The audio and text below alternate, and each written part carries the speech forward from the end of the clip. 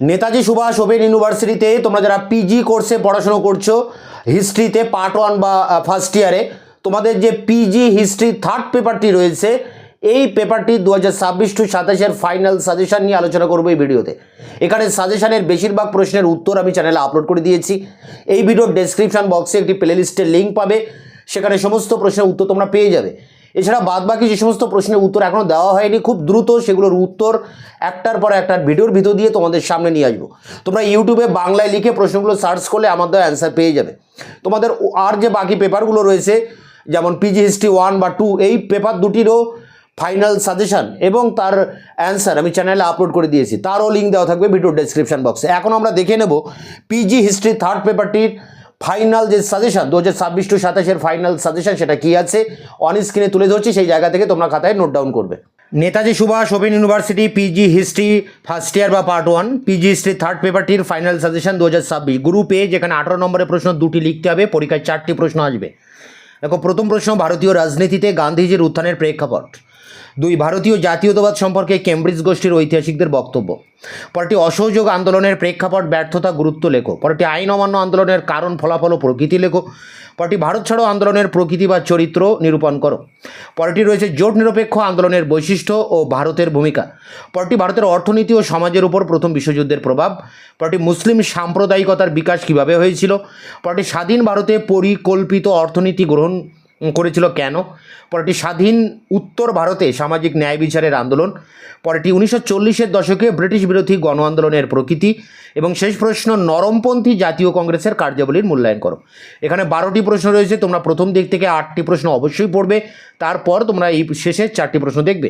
প্রথম 8টি প্রশ্ন টপ 8 কোশ্চেন, অবশ্যই এগুলো দেখবে, এগুলোর মধ্যে থেকেই তোমরা কমন পেয়ে যাবে।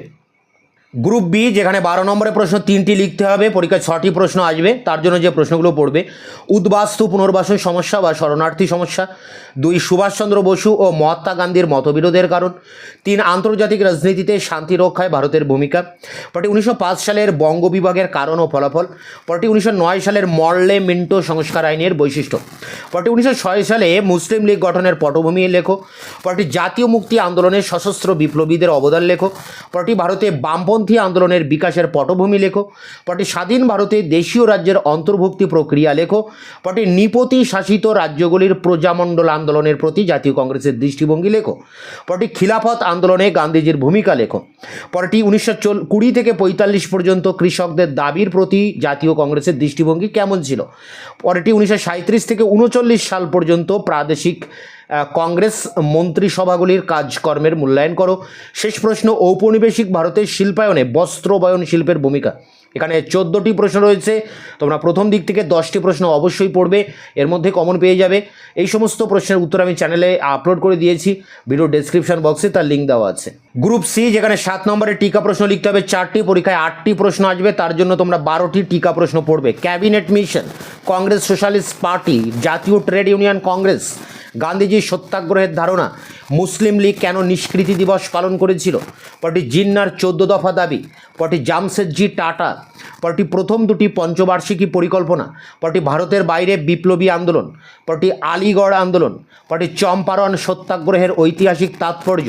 পরটি, 1919-এর দ্বৈত সরকার। তো এখানে এই 12টি প্রশ্ন করবে, এর মধ্যেই তোমরা আশা করি কমন পাবে।